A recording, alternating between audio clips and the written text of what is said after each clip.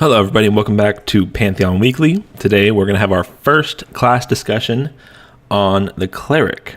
So the Cleric is your basic healing class. The website says that they are masters of restorative arts and can dramatically enhance the defenses of their allies. This is pretty standard with most MMO clerics.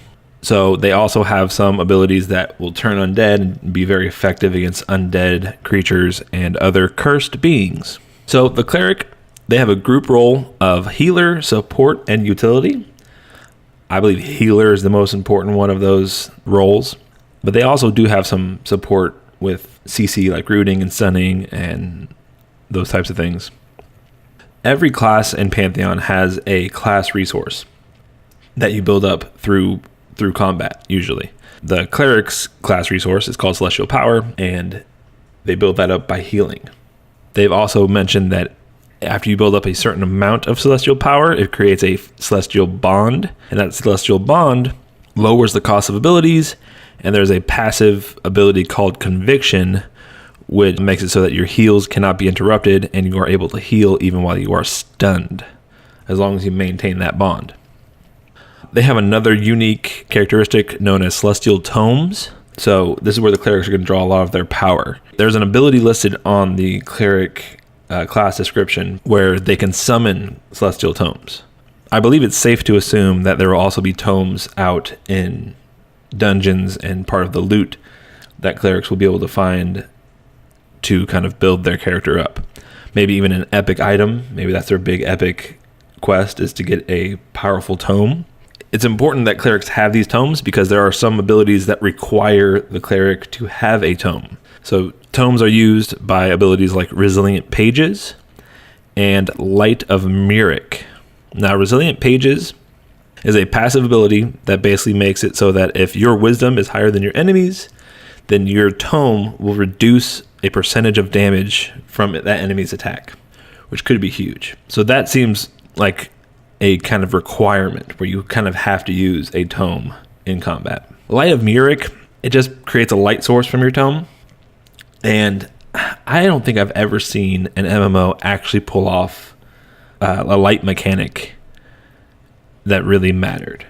Early EverQuest, you had to carry torches and stuff, and they had spells that created a light source, but I've never actually seen it matter. That's usually something that kind of just falls by the wayside pretty early on in the game. Maybe Visionary Realms is really going to design dungeons or zones that require you to have a light source. So it'd be nice to have that spell handy. Okay, now we're going to jump into some theory crafting. This is going to be the bulk of the videos when I do class discussion videos. So all that we know about the Cleric and all classes that we'll be covering is purely theory at this point. There have been a few streams that we've had access to that I'll be referencing, and there'll probably be clips of in this video. But those are all pre-alpha, and we don't know what's going to change. So this is just theory based on what abilities we know are going to exist for the Cleric. I'm looking forward to having some fun and speculating and theory crafting potential builds, potential like spell orders and stuff. So feel free to share your thoughts in the comments below. If you think I'm crazy, please let me know. I'd love to have that discussion. The most effective role for the Cleric is gonna be in a group as the healer. Okay, and as it should be. When you got a class like the Cleric, that's what they're there to do. They're there to heal. Pantheon's made to be a challenging group-oriented MMO. We've seen in dev streams that the time to kill in most combat encounters is relatively long. Okay, you're not one-shotting trash mobs. So every combat has a good amount of length to it. And that's by design. The developers have mentioned that they want the game to be slower with downtime in between combats to encourage socialization between players. Okay, you want to grow real social connections to the players that are leveling with you, maybe in your guild, because that's what draws you back to the game. The reason to bring that up is the Cleric has historically always been the class that limits the speed of combat encounters. If the Cleric has no mana, it's not a good time to fight. Just straight up. Or if the Cleric has to go AFK, if the Cleric has to run to the bathroom, it's time for everyone to take a break. Maybe just hang out for a minute. So it'll be important for good Cleric players to keep an eye on their mana, to ensure that the group keeps a fun, solid combat pace, instead of just blowing all their mana every combat and then having to sit and wait for a couple minutes in between. There will obviously be sometimes you will need to take a break between fights to meditate and restore mana. Okay, now let's look at the abilities that will help a cleric in a group situation. They have plenty of other abilities, but for right now, we're just going to talk about the group situation healing. On the website, Visionary Realms revealed that there's 7 abilities that directly heal their allies. Most of those have additional effects that will require the cleric to be aware of the specific situations affecting any given combat. So for example, they have Celestial Light and Light Shroud, which have an obvious synergy. It'll be effective for clerics to use Light Shroud on an ally first, and then use Celestial Light to get the most out of that spell combo. This will require clerics to have a firm grasp on spell casting time and the amount of DPS their ally is absorbing to time the combo properly. So you want to get them down to that 30% threshold while Light Shroud is still ticking, and then pop Celestial Light. I would assume that this combo is most effective on like a main tank of a group, because it will likely be easier to judge that rate of health loss on a tank because they're a little bit beefier than on a squishy wizard who accidentally did too much damage and pulls aggro. The ability Burst of Life will likely be more appropriate for DPS characters who draw aggro because of the apparent speed of the casting time and the amount that it heals for. There are also some Set It and Forget It healing abilities that are built into the cleric's skill set, such as Reckon's Shield/Barrier and Vigilance. Reckon's combo will be a great ability to cast on the main tank and just let it mitigate damage and heal for you. I could see this being effective along with Light Shroud to cast before a couple easy pulls to allow the cleric to meditate in combat and still keep the tank alive. So you could pop the Reckon's Shield Barrier combo, let the tank take some damage, and it'll heal him for you while you meditate during combat. Vigilance, on the other hand, seems very situational, and I'm not even sure when it would be effective to use. If your group is in a situation where multiple members are taking damage, you may be in some serious trouble, and I'm not sure that Vigilance will be able to help you. This may be useful if one fight leaves like an off-tank or a DPS character with low HP, and you want to pull another mob right away instead of waiting for him to passively heal, or maybe using another ability to heal him with.